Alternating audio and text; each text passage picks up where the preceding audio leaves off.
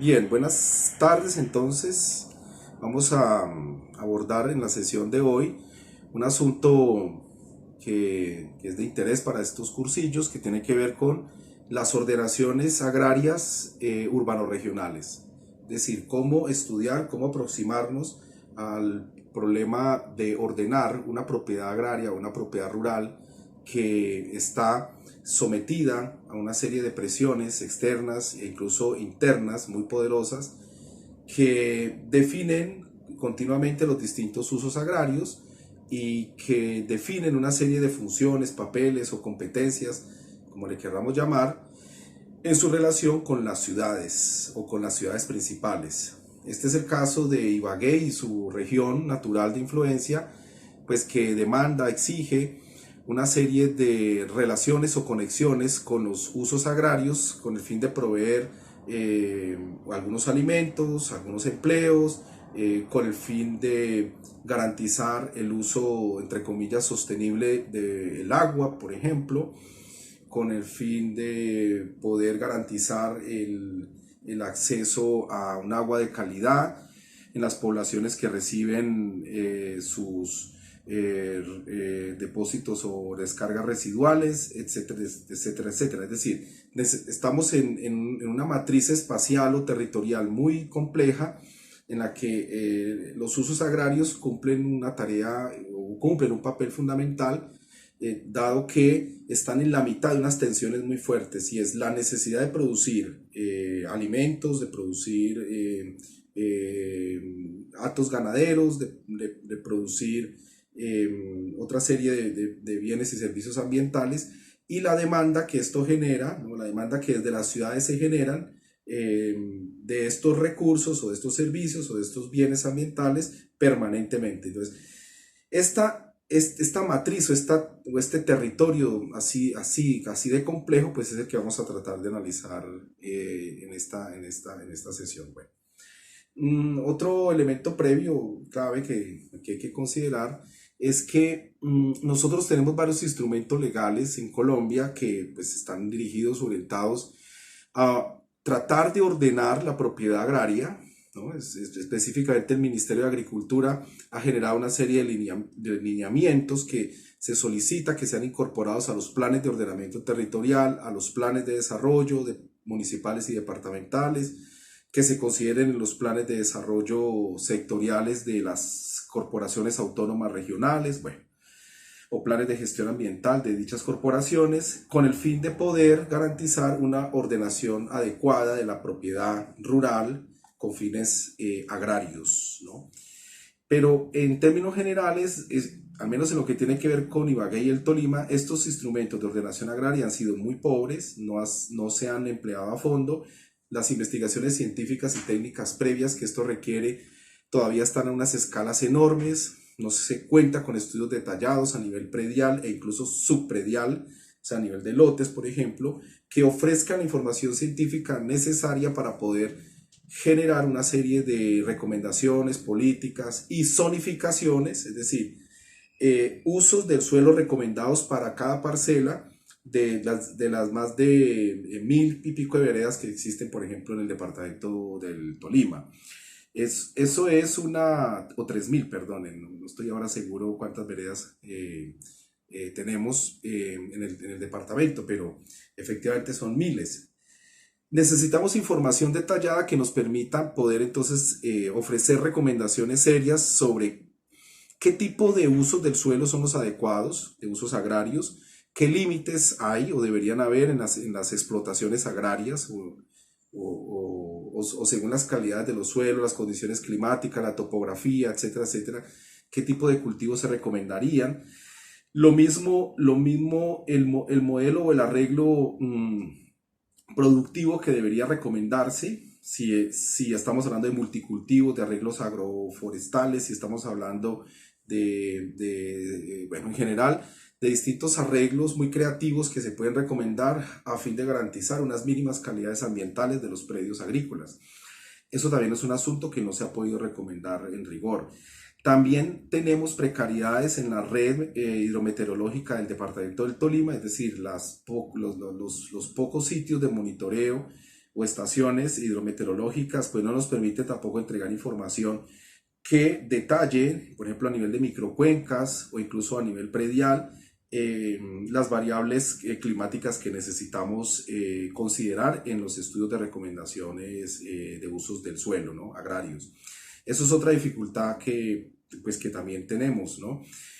Otro elemento también clave que no se ha podido solventar es todo el que tiene que ver con seguimiento o vigilancia de precios, es decir, los campesinos no tienen información o los pequeños centros de acopio no tienen información suficiente y en tiempo real del comportamiento de las distintas compraventas de bienes alimentarios en el país e incluso en la región, información que les podría dar más o menos unos órdenes de magnitud para tomar decisiones e incluso a los campesinos información histórica para poder determinar qué momentos del año serán los más adecuados para poder instalar un cultivo o en qué momentos del año debería poder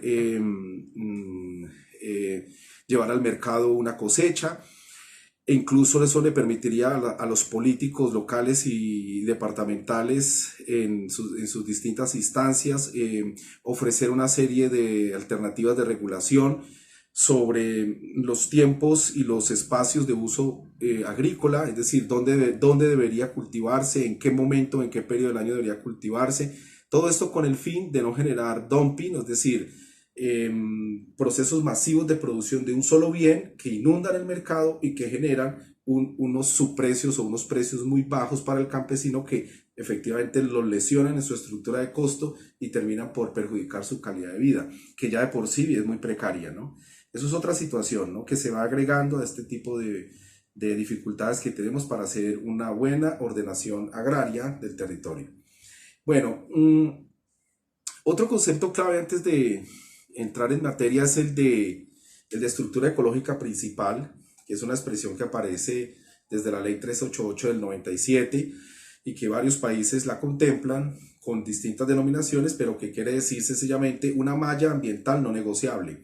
Es decir, los territorios tienen que tener unos usos prohibidos o condicionados o con restricciones para la actividad productiva agraria o agropecuaria. Cuando yo hablo aquí agrario me refiero también a agropecuario para resumirles, que nos va a permitir garantizar una mínima conectividad biológica, una mínima conectividad ambiental a fin de tener en ciertos estándares deseables las biodiversidades, la riqueza o las poblaciones de especies de fauna y flora silvestres, ¿no? Y también para generar mayor resiliencia de la agrobiodiversidad de la zona. Porque como ustedes muy bien saben, intuitivamente, ¿no? Lo pueden ver por modelos experimentales o modelos de modelamientos matemáticos, se puede ver más o menos que si mantenemos alta la diversidad, tanto del suelo como de la flora y de la fauna, diversidad de microfauna, por ejemplo, del suelo, ¿no? O diversidades a otros niveles, ¿no? Nosotros lo que tenemos es una alta resiliencia en general de los agrosistemas al impacto de comensales. Aquí voy a usar la expresión comensales y no la expresión plagas. ¿Por qué? Porque en mi perspectiva, que es una perspectiva pues, ambientalista o proecológica, pues sencillamente nosotros no tenemos plagas en sí mismas, ¿no? Sino que tenemos son pues sencillamente elementos bióticos que están en una biocenosis permanente con otros elementos bióticos para poder sobrevivir. Biocenosis significa una lucha por la vida, una lucha por la reproducción con el entorno, ¿no? Permanente o duradera con el entorno y que no se puede sacrificar o no se puede perder de vista porque siempre va a existir. Incluso nosotros como especie humana estamos en interacción con el ambiente en una biocenosis permanente, es decir, sobreviviendo, tratando de fagocitar, entre comillas, todo lo que nos provee el entorno a través del trabajo humano o a través de las cosechas naturales que producen las propias selvas o bosques, etcétera, etcétera.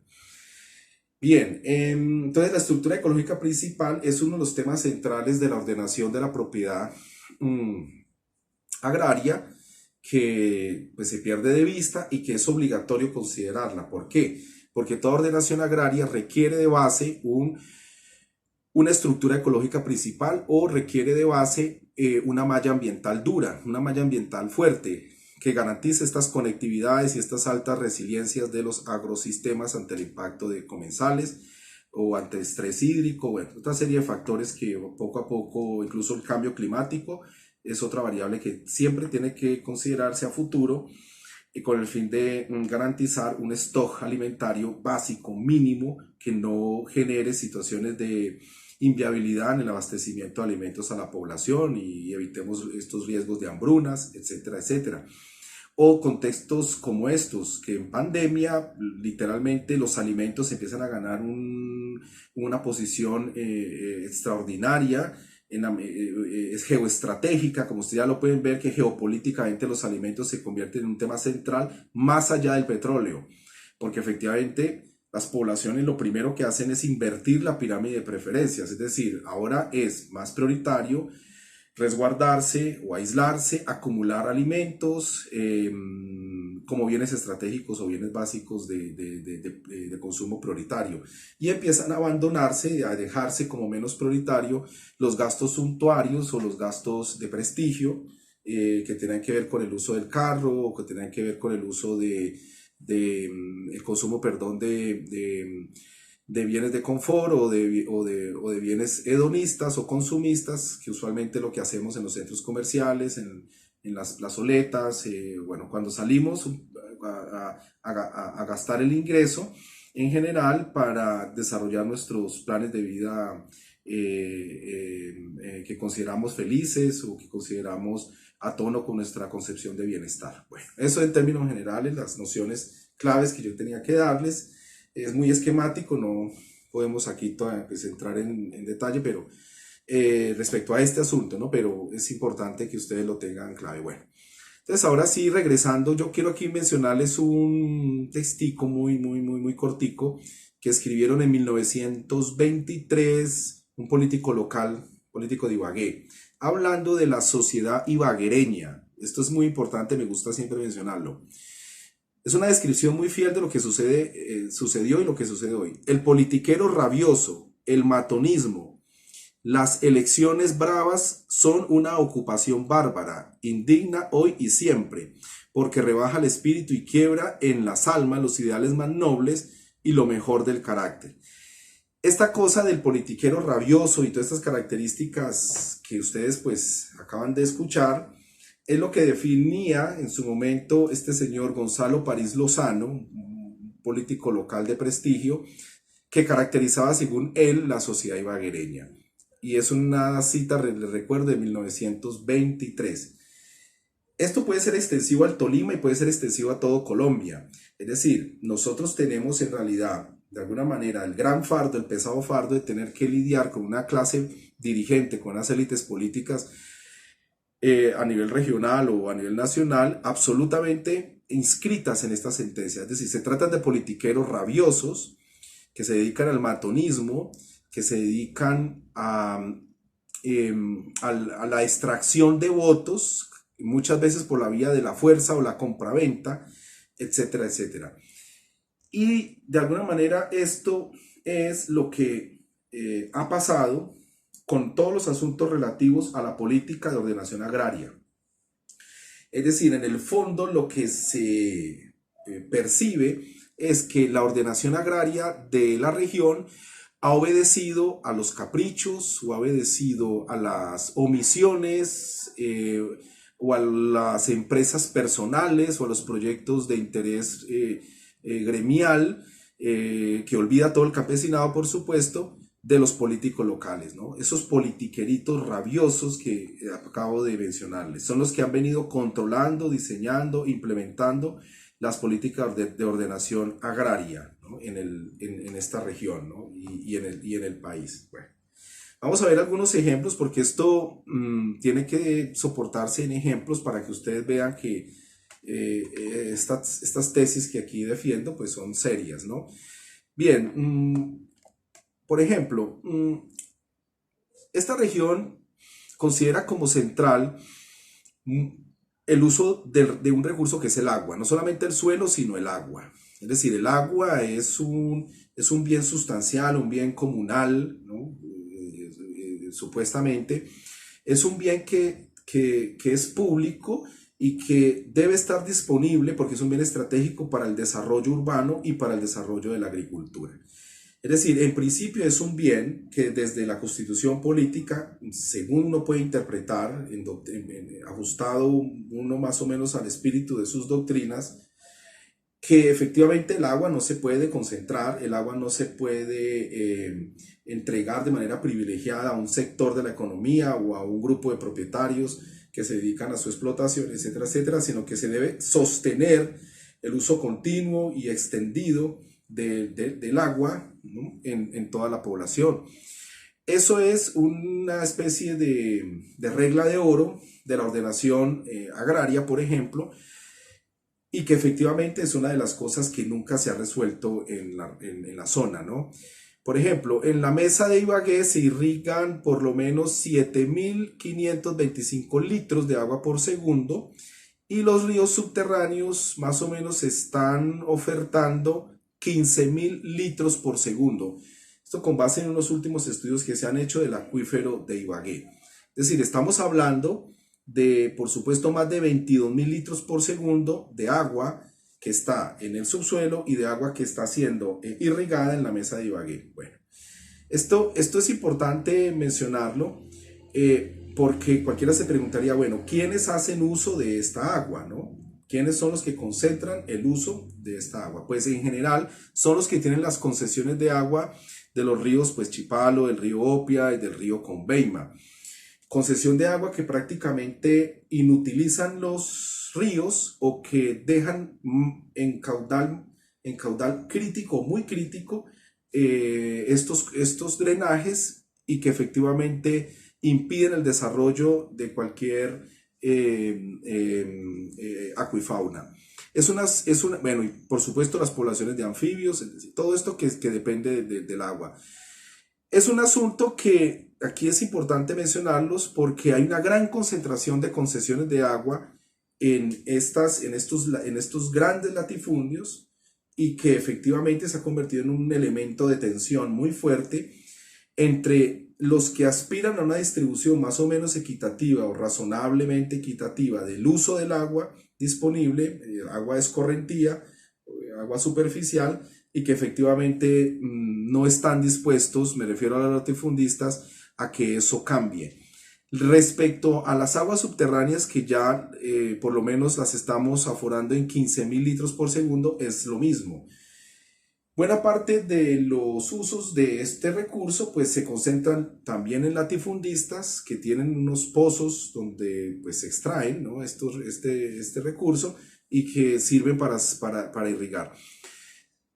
Aparentemente se trata de pocos puntos, de pocas concesiones de agua, pero en la realidad lo que pudimos percibir cuando hicimos visitas de campo es que sí existen varios pozos de extracción de agua del acuífero de Ibagué y que se está explotando de manera desaforada y sin ningún tipo de control.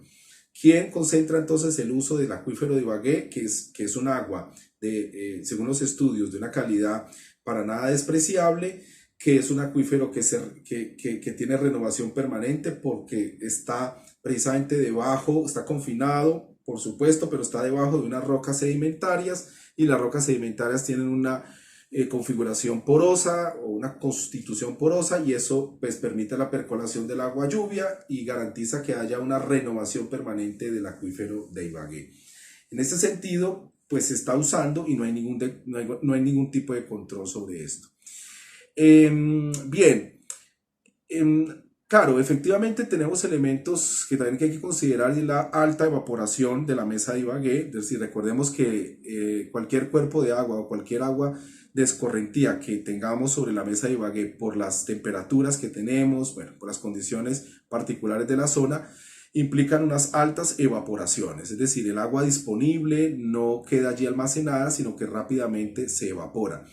Eso también, pues lo que efectivamente pues, sugiere es que eso limita el reuso del agua, eso le pone condiciones al proceso de irrigación, condiciones fuertes, y que también eso implica la introducción de tecnologías que permitan el aprovechamiento de dicho recurso al máximo, ¿no? El aprovechamiento racional maximalista con un aprovechamiento racional al máximo, perdón, que permita el uso de dicho recurso. Cosa que tampoco se hace, ¿no? En general lo que vemos es la implantación de tecnologías de bajo uso racional del agua, eh, y la disposición de las aguas residuales sin ningún tipo de tratamiento previo.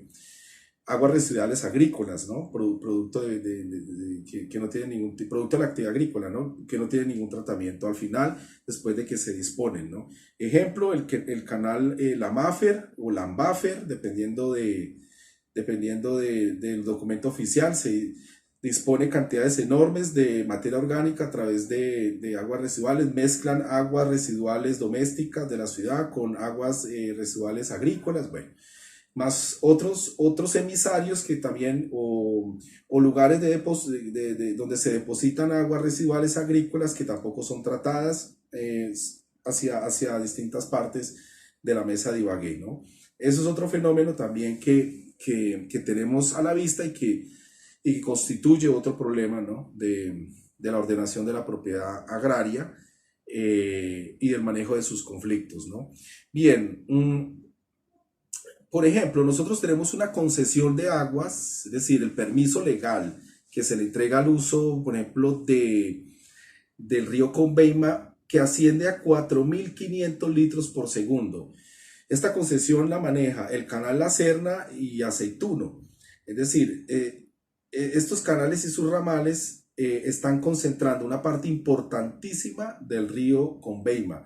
Prácticamente que hay momentos del año en que, sobre todo en épocas de sequía, de estiaje muy duro, que nosotros tenemos una pérdida casi total del caudal del río. Eso lo verificamos en varios momentos, por ejemplo, de septiembre, sobre todo 2012, por ejemplo, se confirmó en un momento que hubo un estiaje muy duro. Es decir, hay momentos en los cuales el río prácticamente que pierde el caudal y efectivamente son situaciones que no se han asumido con seriedad y no se han resuelto.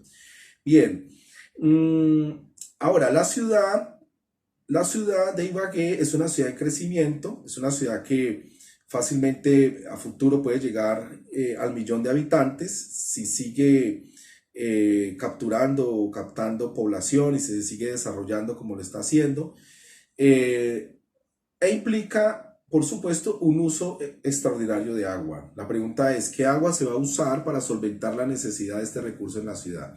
Una ciudad en expansión. ¿Qué se va a hacer? ¿Vamos a usar las aguas del acuífero de Ibagué? ¿Vamos a usar las aguas del río Conveima? ¿O vamos a tener que ir mucho más lejos a través de conducciones muy costosas de muchos kilómetros para traer agua y solventar el déficit de agua? Es decir, todo este tipo de preguntas tenemos que hacernoslas al futuro porque efectivamente son estratégicas para el crecimiento de la ciudad. Muy seguramente habrá un conflicto atroz, ¿no? Habrá un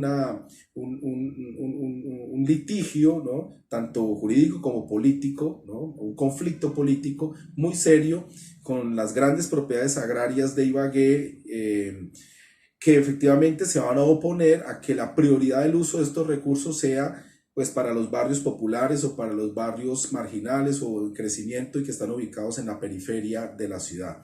Eso es una cosa que ocurre y que ustedes ya la encuentran constatada ya y generando grandes conflictos en Cúcuta, por ejemplo, perdón, en Santa Marta especialmente, donde efectivamente hay varios días de la semana donde no hay agua, ¿no? Es decir, a pesar de que tienen un recurso importantísimo cerca en los piedemontes de la Sierra Nevada, es absolutamente inexplicable por qué tienen problemas de abastecimiento de agua, pero efectivamente se debe a eso, a que la prioridad de la calidad y de la continuidad del agua, etcétera, etcétera, está concentrada en algunos sectores de la ciudad y para unas actividades específicas relacionadas con hotelería, hotelería y turismo, ¿no? Especialmente, y recreación de sol y playa. Ese tipo de prioridades que se le da al agua y que descuidan a la población es otro asunto, población vulnerable especialmente, es otro asunto que a futuro se va a empezar a percibir gravemente aquí en la región de Ibagué. Bien,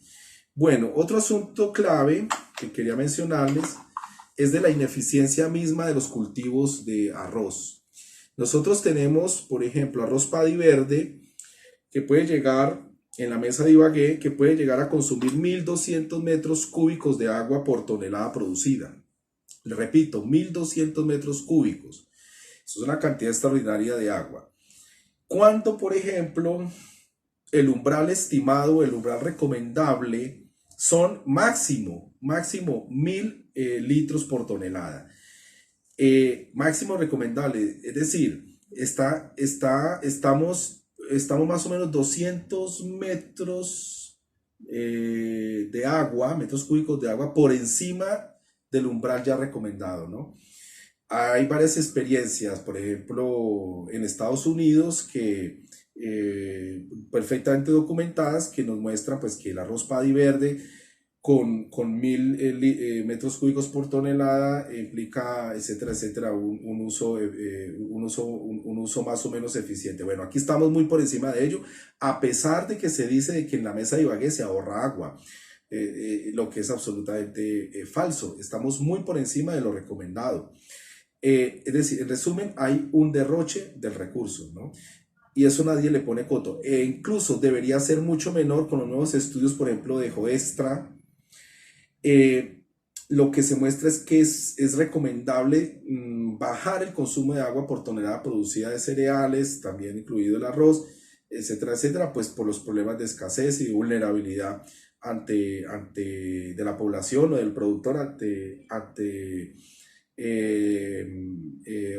ofertas hídricas en cambio climático, ¿no? Sometidas a impactos del cambio climático. Bueno, eso es otra situación tan importante que debía mencionarles, porque efectivamente tenemos un derroche de agua. Bien, otro asunto clave tiene que ver pues con las conurbaciones, es decir, con el proceso de expansión de la ciudad que se come pequeñas centralidades urbanas que hay alrededor y que va configurando una suerte de cordón de desarrollo urbano, que es el caso que ya empezamos a percibir, ¿no? Con el Totumo.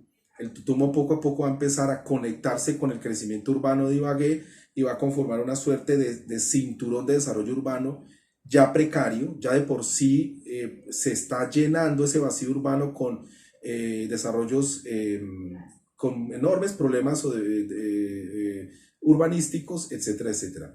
Hacia Coello Cocora, Cocora Coello, que es otro centro poblado que va a empezar a recibir, ¿no? Desde el Boquerón hacia allá, un proceso de expansión, ¿no? Urbana de la ciudad y que va a producir, por supuesto, otro gran cinturón de desarrollo urbano precario. Y por supuesto el cañón del Conveima, que es un asunto bien sentido, bien importante por el riesgo que genera las inundaciones, riadas, avalanchas o avenidas torrenciales, etcétera, etcétera, del río Conveima y que ya tenemos, sobre lo cual ya tenemos antecedentes históricos muy serios y que efectivamente está conformando progresivamente otros cinturones incluso, cinturones en espina de pescado, por ejemplo, de desarrollos urbanos que van interconectando distintas centralidades veredales, centros pobladitos como Villarrestrepo, como Juntas, como Pastales, etcétera, con otras centralidades veredales mucho más lejanas. Se van interconectando y esto va a su vez produciendo pues desarrollos urbanos, muchos de los cuales son precarios, no tienen acceso a servicios públicos de calidad, no tienen serios problemas de disposición de residuos sólidos, tienen serios problemas de manejo de agua potable, no tienen acceso a agua potable, no tienen soluciones de manejo de aguas residuales, etcétera, etcétera. Eso es otro asunto que se ve poco a poco, ¿no? Lo mismo los cordones de crecimiento hacia San Bernardo se están expandiendo ahora mismo, hacia Picaleña, etcétera, etcétera. Y por supuesto, pues vamos a tener ya mucho más adelante, vamos a tener un proceso de expansión de la ciudad sostenido y sólido hacia Alvarado, que efectivamente va a permitirle producir negocios multimillonarios a todos los hacendados que tienen vecindad con la vía al norte y que efectivamente ya deben estar hoy pensando en que los planes de ordenamiento territorial de Ibagué en el futuro pues los consideren como suelos urbanos o primero de expansión urbana o como suelos para distritos industriales o agroindustriales o suelos de usos urbanos. Porque esto de inmediato les va a disparar el valor de los predios y les va a permitir hacer grandes negocios. Recuerden que la plata de la compra de estos predios para poder urbanizarse, o los desarrollos urbanos que los privados también van a hacer allí, pues efectivamente es desde allí donde o sea, ellos son los que van aquí al final, van a tener que pagar los altos costos de estos suelos. Y estos altos costos de estos suelos son en realidad producidos por el proceso de valorización que genera la misma ciudad, sobre todo su entorno urbano. Y no es producido por el propio terrateniente, no son esfuerzos, les repito, varias veces he insistido en esto, no obedecen a proyectos o a negocios o a emprendimientos del propio terrateniente, sino que son valorizaciones que espontáneamente le genera a la ciudad. Bueno, al final del día, al final del ciclo económico, son las poblaciones que trabajan, que producen en la economía real, los que finalmente terminan sufragando o terminan pagando los altos costos de estos suelos que están en proceso de valorización. Bien, eso es otro fenómeno que vamos a ver al futuro. Y mucho más allá, vamos a tener un cordón regional de crecimiento, por supuesto, mucho más lento, pero también se va a presentar. Y es desde Ibagué hacia Girardot, con un ramal importante hacia Melgar, y de Melgar vamos a tener otro eje de crecimiento mucho más sólido y sostenido hacia Bogotá, y por supuesto de Girardot otro eje de crecimiento muy sólido hacia Bogotá también. Son más o menos dos grandes corredores urbanísticos regionales que se van a presentar, que tienen usualmente desarrollos suburbanos o desarrollos urbanos dispersos, donde efectivamente también se van a producir grandes negocios a futuro y que pues van a operar en la misma lógica que les acabo de comentar, es decir, se valorizan los predios, los grandes terratenientes van a hacer negocios multimillonarios, por supuesto coludidos con los concejales, alcaldes o políticos regionales, y la gente a través de sus esfuerzos o trabajos del día a día en la economía real son los que terminan pagando estas altas rentas del suelo o estos altos costos del suelo, ¿no? Bien, la nueva vía que nosotros tenemos ya y que va paralela al río Magdalena y que efectivamente les permite a ustedes conectar Melgar o Girardot con Honda, por ejemplo, esa vía que va paralela al río Magdalena es una vía también muy importante que poco a poco y ya mucho más al futuro, estamos hablando de varias décadas hacia adelante, pues también se va a constituir en un eje comercial, recreacional e industrial o agroindustrial que efectivamente va a producir espontáneamente nuevos desarrollos urbanos de carácter subregional, etcétera, etcétera.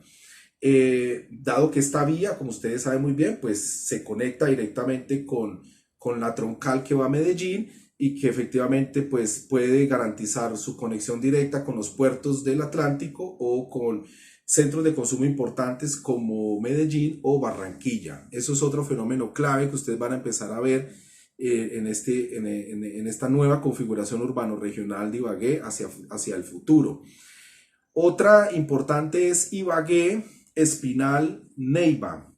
Aquí vamos a ver otro eje de crecimiento urbano o suburbano, para decirlo con precisión, que obviamente va a generar una serie de polígonos o de distritos agroindustriales, que va a también generar usos recreacionales, usos residenciales de segundo nivel, es decir, segundas residencias, tanto de gente de Bogotá como de gente de Ibagué o de Girardot, e incluso de otras partes del país, que implican sencillamente lugares que se ocupan temporalmente, donde la gente va a descansar y a disfrutar de los servicios turísticos o de los servicios recreacionales que se puedan ofertar allí. Muy a futuro estamos hablando. Bueno, de esta manera, como yo les acabo de presentar el escenario futurible de lo que va a pasar con el desarrollo urbano regional de Ibagué, su entorno inmediato, es de lo que estamos hablando en general cuando hacemos una ordenación de la propiedad agraria, ¿no? Soñamos tratando de tener control de las variables objetivas sobre lo que va a pasar a futuro, ¿no? Ideamos, ¿no?, en el papel o en las narrativas discursivas que yo les estoy presentando, con variables más o menos objetivas, siguiendo patrones de hoy, de crecimiento de las ciudades, de las interconexiones viales, etcétera, del comportamiento de los centros de consumo en la ciudad. Vamos suponiendo cómo es que va creciendo los distintos anillos urbanos y los distintos corredores urbanos y suburbanos. Bien, eso es en términos generales. Importante lo que les quería aquí al respecto comentar. Bien, aquí, entonces la pregunta que pues todos nos hacemos, ¿no? ¿Qué va a pasar? ¿Qué va a pasar con la estructura ecológica principal? Es decir, ¿dónde está esa malla ambiental fuerte que yo les mencioné y que en principio no debería ser amenazada por todo este gran proceso de expansión urbana? Pues no se sabe, no se tiene claridad sobre qué va a pasar con ello. No se tiene definido en términos estrictamente científicos y técnicos cuál es la malla más o menos deseable, la malla recomendable de la región que nos va a garantizar conectividad biológica razonable o mínima. ¿Cuál es la malla ambiental también que nos va a garantizar la preservación del agua y cuáles son los usos de este recurso que también van a garantizar su aprovechamiento sostenible a lo largo del tiempo o en las próximas décadas? Otra pregunta clave, importante que ustedes deben pues, saber y sobre la cual deben reflexionar. Bien, o sea, en estricto necesitamos unas planificaciones de los usos agrícolas sin desconectarlos de los usos urbanos o viceversa.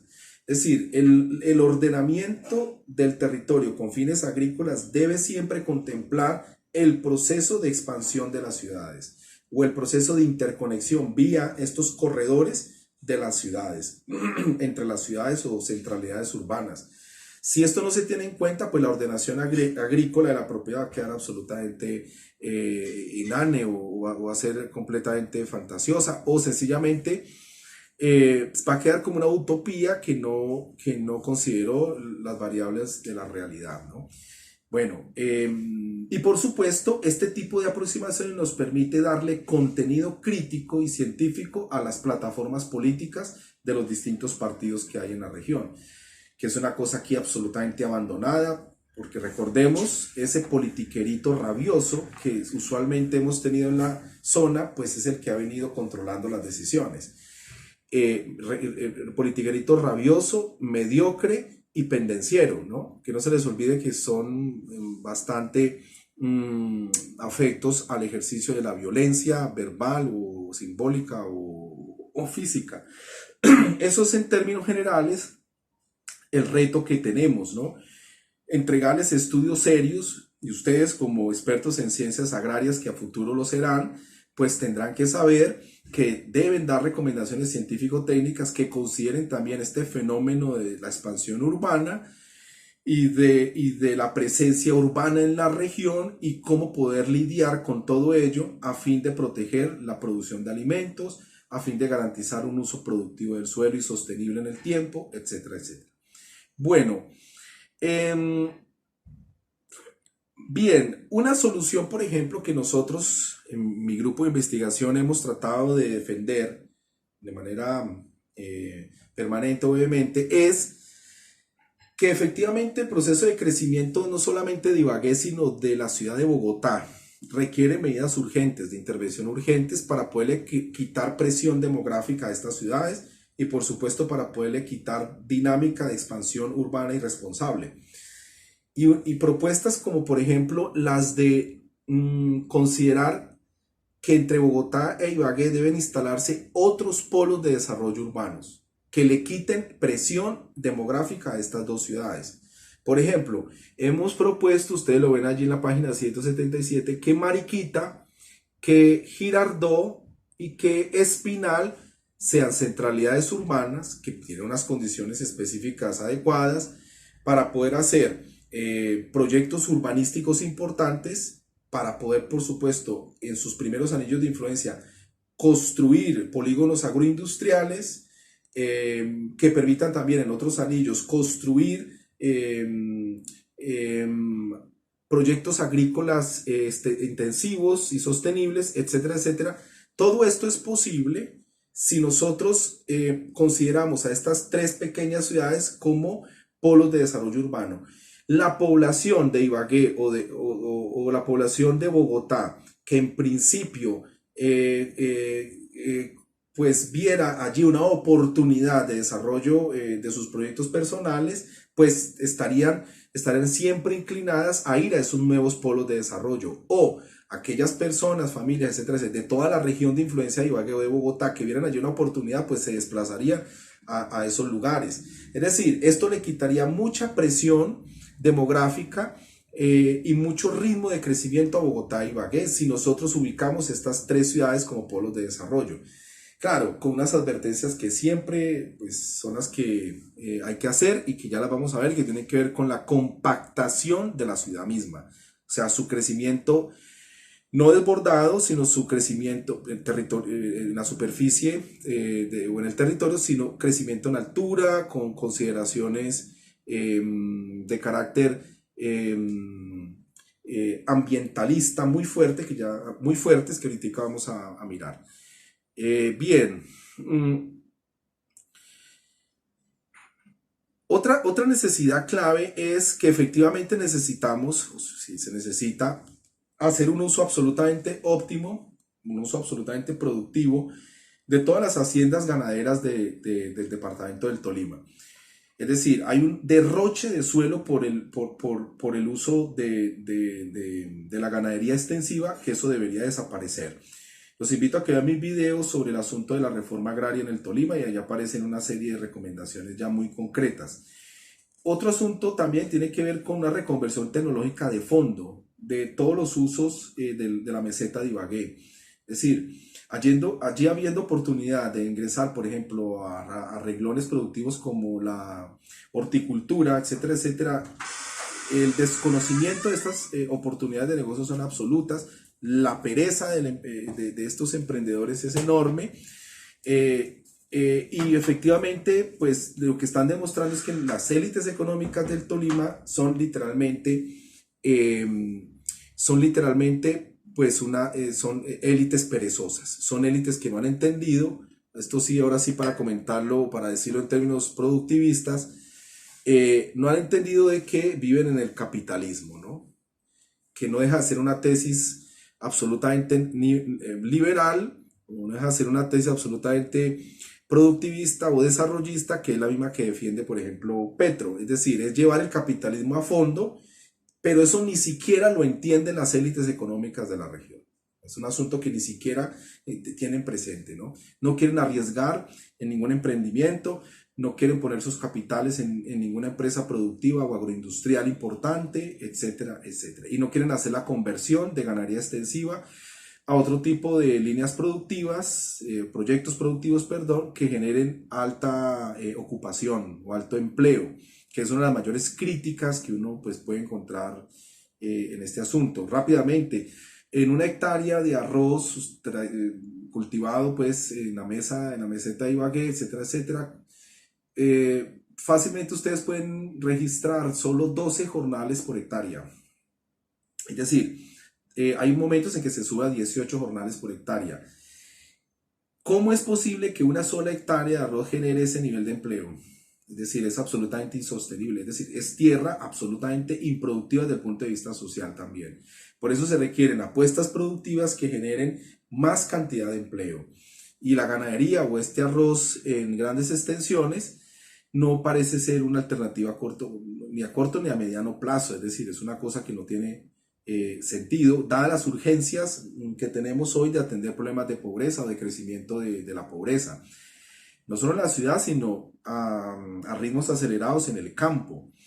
Esto también me envía a la reflexión que yo también les había comentado anteriormente, y es que nosotros seguimos creyendo que estamos en esos grandes valles estadounidenses, producto de glaciaciones o de origen glaciárico, y donde podemos poner combinadas de muchas toneladas, ¿no? A hacer el trabajo, etcétera, etcétera, porque genera altos rendimientos, etcétera, etcétera. Pero eso no deja de ser una ilusión, ¿no? Las condiciones geoecológicas son totalmente distintas, les he venido diciendo, la cantidad de tierra disponible que hay para poder hacer este tipo de agricultura tecnificada es enorme, es decir, es una cosa absolutamente generosa que no produce esa presión social que en nuestro caso sí produce del campesinado, en el sentido de que la tierra es escasa porque solo algunos valles interandinos podrían ser usados para mecanizar y solo algunas zonas de ladera serían altamente o medianamente productivas. O sea, el campesino está permanentemente acosado por el problema de un déficit de tierra o de falta de acceso a la misma.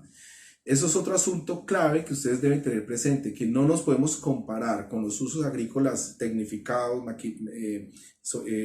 mecanizados que se producen en los Estados Unidos, etcétera, etcétera, pues, todo el valle del Mississippi, etcétera, etcétera. Entonces, ustedes ya saben, porque efectivamente nosotros no podemos trasladar la geoecología de esa zona a la geoecología de acá pensando que es lo mismo, ¿no?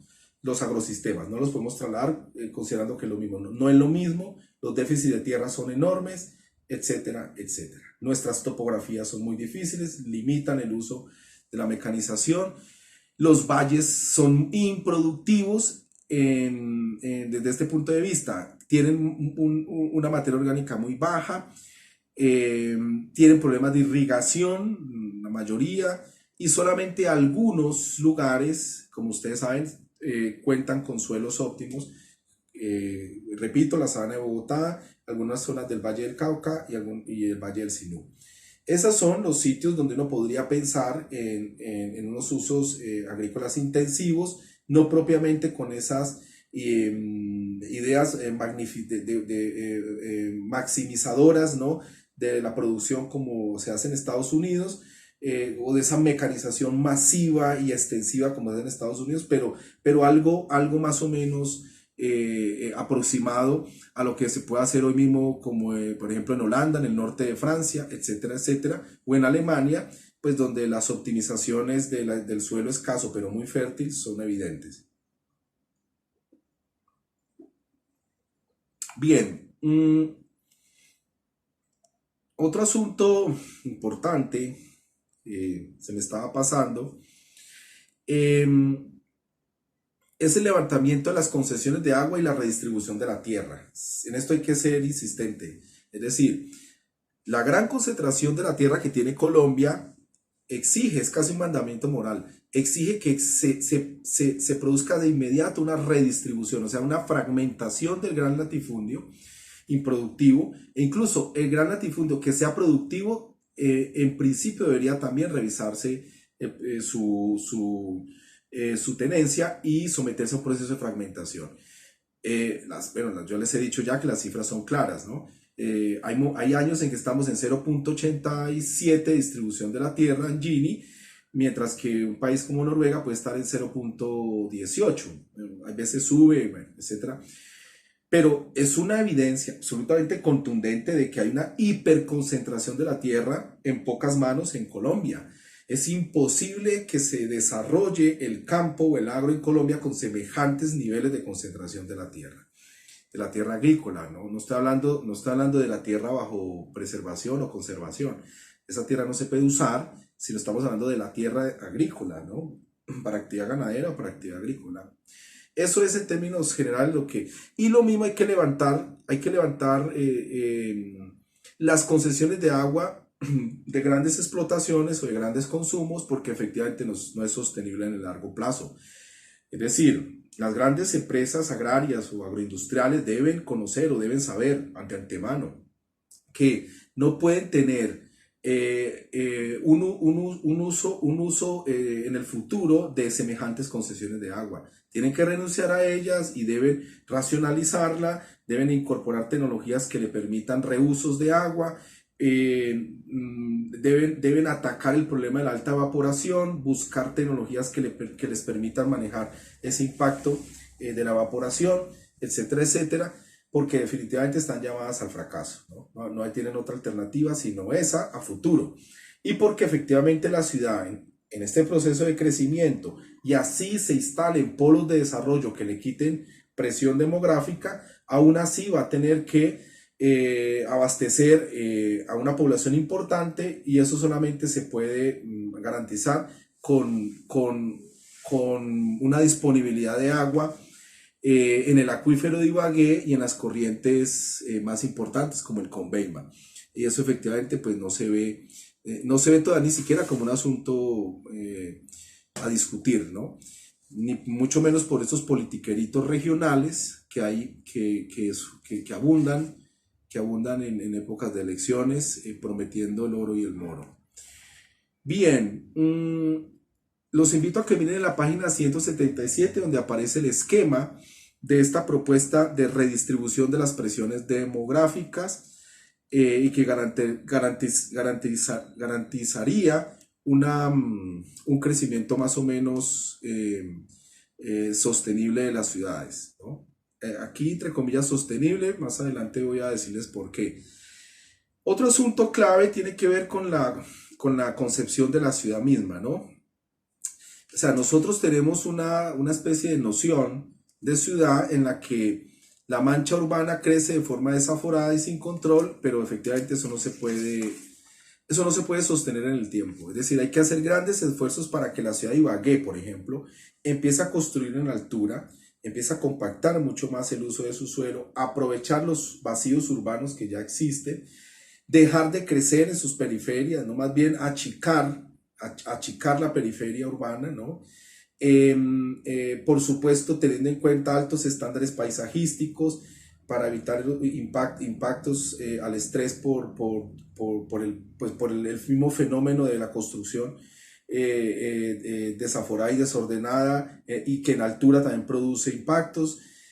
La ciudad hay que ajardinarla literalmente, es decir, no puede ser una ciudad fría, etcétera, etcétera, atestada de cemento, sino que tiene que ser una ciudad concebida como una ciudad ajardinada, por decirlo rápidamente, con el fin de que sea habitable, de que el estrés térmico no termine perjudicando a la gente, que no se reproduzcan, por ejemplo, islas de calor, donde el calor es tan alto por reverberación de la radiación en las zonas de concreto de la ciudad, que efectivamente se haga invivible. Es decir, todo ese tipo de consideraciones hay que tenerlas a la hora de diseñar o de reformular el crecimiento urbano de una ciudad, que es un asunto que aquí ni se discute, pero teóricamente se está empezando a discutir en algunas facultades de arquitectura, pero que no se le ha dado el realce político que esto debería tener, ¿no? Es decir, aquí hay un espontaneísmo constante, ¿no? Dentro de los discursos institucionales sobre cómo debería crecer la ciudad, cómo debería compactarse la ciudad, y a la fecha, por ejemplo, modelamientos biofísicos o biomatemáticos biofísicos y biomatemáticos de la ciudad, o en general la bioclimática de la ciudad, para resumir estas variables, modelamientos bioclimáticos de la ciudad que nos digan cómo crecer, cómo disminuir el impacto de gases de efecto invernadero, cómo disminuir el impacto del parque automotor en ciertos momentos del día, cómo hacer conversión a energías limpias, todo ese tipo de cosas, cómo reaprovechar la biomasa que se genera en los propios parques urbanos de la ciudad, cómo aprovechar los residuos sólidos también en bioreactores para poder generar energía, todo este tipo de soluciones que se podrían pensar, bueno, son asuntos que no se tocan con seriedad de parte de estos politiqueritos regionales, ¿no? De todos los partidos, ¿no? Aclaro, de partidos de derechas y partidos de izquierdas, porque los hay de todo, ¿no? Concedo que hay más de derechas que de izquierdas, ¿no? En este género de politiqueritos mediocres y infames y corruptos. Bueno, las plusvalías que se generan, eso es otro asunto clave, es decir, las valorizaciones que se producen en el suelo urbano por el crecimiento mismo de la ciudad, o que se producen porque yo como consejo municipal hago que cierto suelo sea de rural a urbano, o sea, lo convierta en urbano.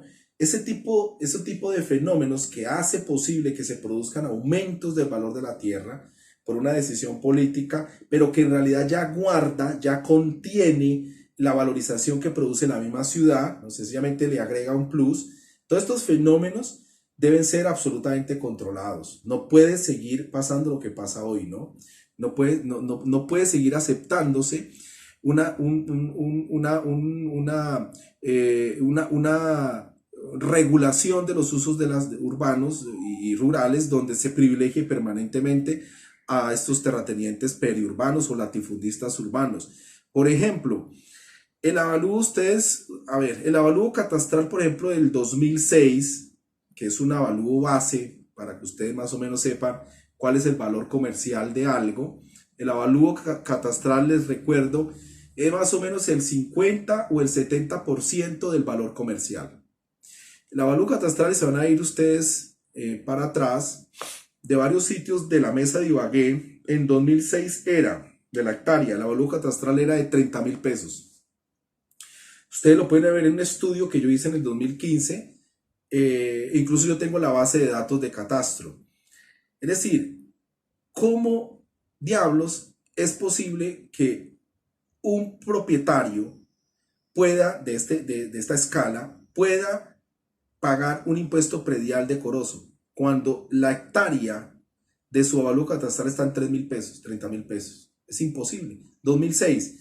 Este valor se ha venido actualizando, pero ha crecido muy poco. En los avalúos últimos de 2012, 2014, no estoy seguro, este valor ha crecido muy poco. Claro, la moraleja ¿cuál es? Que un pequeño campesino, caficultor, tiene un avalúo por hectárea muchas veces 5 o 10 veces más que este avalúo catastral de la mesa de Ibagué.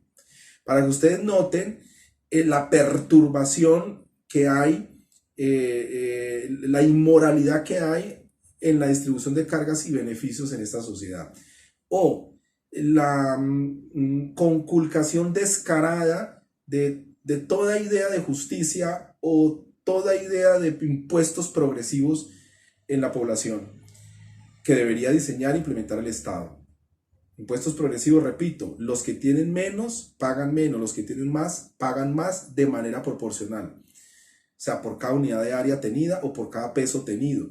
Deben pagar más, así de simple, es un principio de distribución de la riqueza que todas las sociedades decentes, etcétera, socialdemócratas especialmente, han hecho respetar durante muchas décadas. Bueno, aquí no, y es decir, y todavía estos politiqueritos rabiosos se ofenden porque se les dice que hay que, de nivel nacional y local, que hay que implementar un sistema progresivo del fisco, ¿no? de la fiscalidad en general en Colombia. No, se indigna, pero efectivamente, decir, es el mundo al revés, ¿no? Es el mundo al revés. Pues aquí ya les doy un dato muy importante. Entonces, cualquier obra pública, una carretera, un distrito de riego, una infraestructura para extraer, por ejemplo, agua del acuífero y con miras a proveer un acueducto veredal o un acueducto de una zona de expansión urbana de población pobre, todo ese tipo de consideraciones que podrían ser financiadas con recursos prediales, pues efectivamente son imposibles, son inconcebibles con estos recaudos del predial. Así de simple. O cualquier política social que a usted se le ocurra.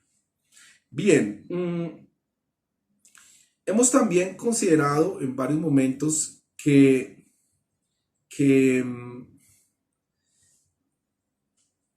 bueno, y sobre esto hay varias propuestas, que la ciudad-región, Ibagué y su región, lo que es replicable a distintos lugares del país, no puede sentarse a planificar, a expedir normas urbanísticas y a formular políticas de desarrollo agrario sin tener en cuenta por lo menos un modelo de ocupación del territorio de enfoque agropolitano. O sea, es absolutamente inaceptable.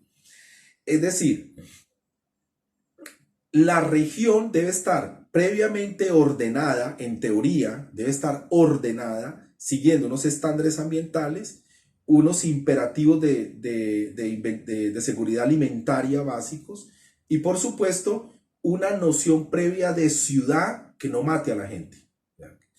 Una ciudad que sea sostenible, una ciudad que sea verde, que tienda al crecimiento en altura, pero sin generar factores o estresores que hagan invivible el lugar. Una ciudad saludable en términos generales, ¿no? Que no genere estrés, que no genere un ambiente tóxico para la población, que no genere disconfort, etcétera, etcétera, ¿no? Y por supuesto, no puede ser una ciudad densificada, ¿no? En términos generales, no puede ser una ciudad densificada. Es decir, a pesar de que se crece en altura, se debe contener el crecimiento desaforado de esa ciudad. Debe ser, en términos muy sencillos, una ciudad jardín, para ponerlo así en un lenguaje muy esquemático, ¿no?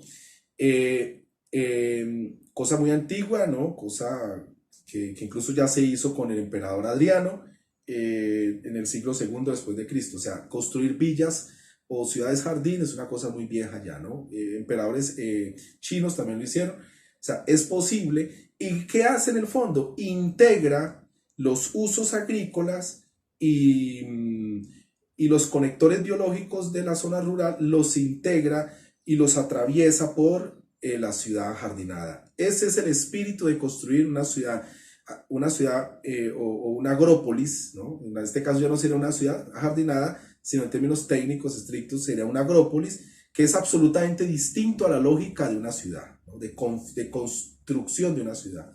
Es una ciudad, e incluso un modelo de ocupación del territorio donde la ciudad no sea el centro de la ordenación de la región, sino que la ciudad sea un elemento periférico de la ordenación de la regional.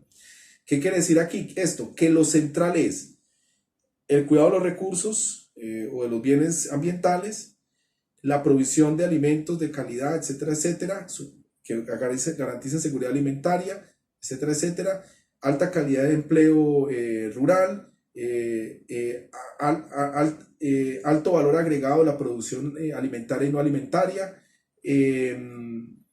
estilos de vida en general saludables, etcétera, etcétera. Ese es el centro de la ordenación regional. Y la ciudad aparecería, en este caso la agrópolis, aparecería como un apéndice que se encarga de proveer los servicios que no pueden proveerse aquí, es decir, universidades, museos, institutos especializados oncológicos, institutos de investigación que tampoco pueden existir por varias razones técnicas, etcétera, o económicas.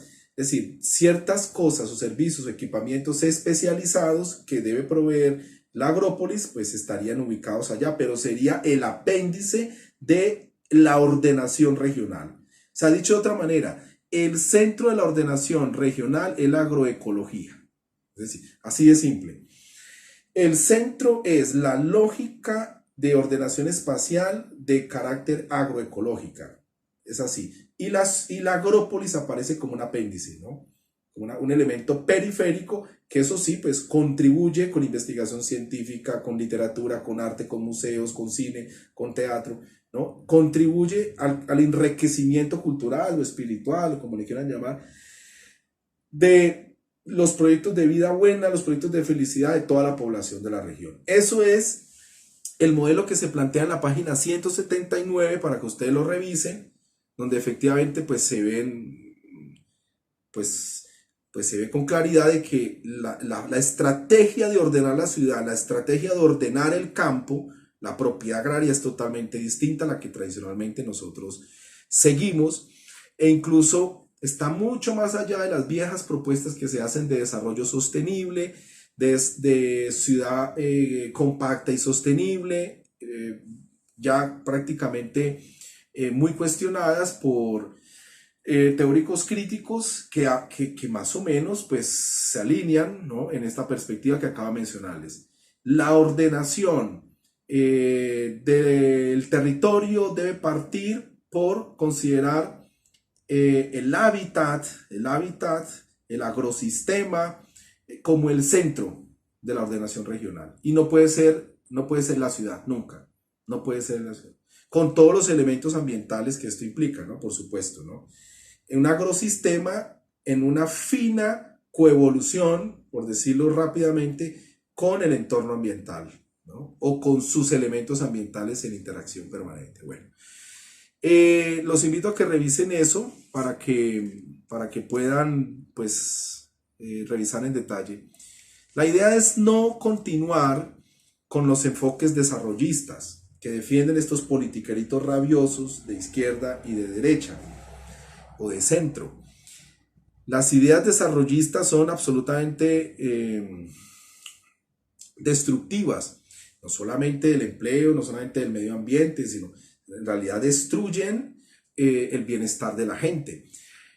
¿Qué quiere decir aquí desarrollista? Que el primer factor de medición del desarrollo de una sociedad es el crecimiento en general de la producción económica, pero producción económica que no es cualquier producción económica, en particular en la medición del crecimiento económico de la producción de materias primas de carácter extractivista. Ese es el desarrollismo. Es decir, si nosotros tenemos uranio, tenemos níquel, tenemos plomo, tenemos carbón, tenemos gas, tenemos petróleo, etcétera, etcétera, y se extrae en grandes cantidades o a tasas altas anuales, pues eso es considerado crecimiento económico positivo y eso es considerado desarrollo. Ese desarrollismo, que es el que aquí a pie juntillas ha seguido Colombia, es precisamente el que se ataca con esta concepción de ordenación agropolitana de la región de Ibagué o de cualquier región de Colombia.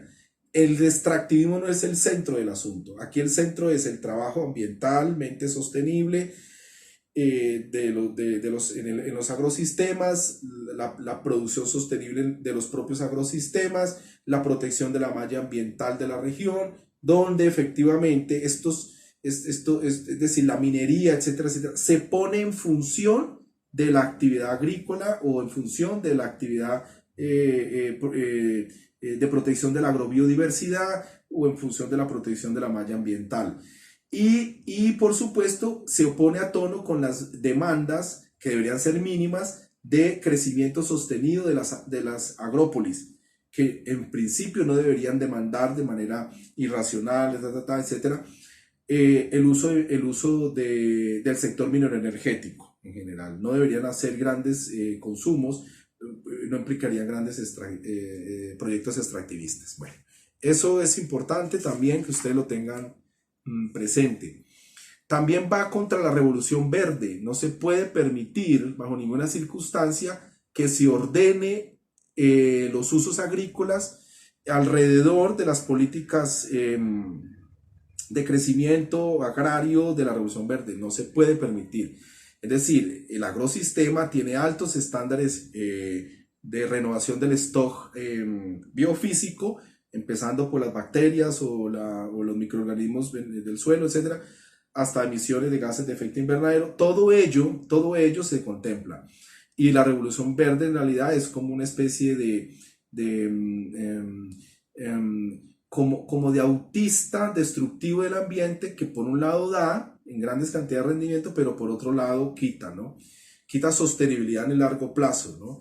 Esto no se puede permitir y la ordenación agrícola de este modelo de ocupación territorial, pues obviamente es totalmente incompatible con lo que se plantea persistentemente, ¿no? Los paquetes tecnológicos de Bayer, los paquetes tecnológicos de Monsanto Bayer, los paquetes tecnológicos o biotecnológicos de DuPont o DuPont en castellano, los paquetes energéticos de Syngenta, etcétera, biotecnológicos, etcétera, que también son paquetes de consumo energético, altísimo además. Todo ello debe ponerse entre paréntesis. Claro, aquí no estoy llamando una especie de irracionalismo, no. Estudiar los paquetes biotecnológicos, aprovechar lo que de allí se puede aprovechar. Interactuar con el conocimiento científico que se ha logrado desarrollar, etcétera, etcétera. Todo eso es absolutamente cierto.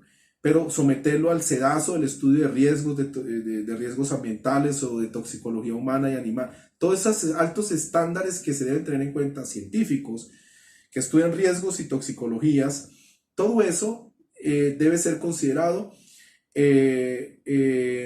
como la agenda, ¿no? La agenda de revisión de estos paquetes biotecnológicos. Bueno, aquí sobre esto pues hay muchas investigaciones, hay grupos en América Latina que trabajan el asunto, la revista Semillas es un esfuerzo muy importante que hace unos trabajos también interesantes. Bueno, hay revistas especializadas también en Latinoamérica que se ocupan de este asunto en perspectiva científica de la agroecología, incluso considerando el asunto de los rendimientos, los multicultivos asociados a alto rendimiento. Bueno, todo esto está muy bien estudiado ya y yo los invito a que revisen, no solo, es decir, Altieri y otros autores podrían ya empezar a introducirlos a este complejo mundo.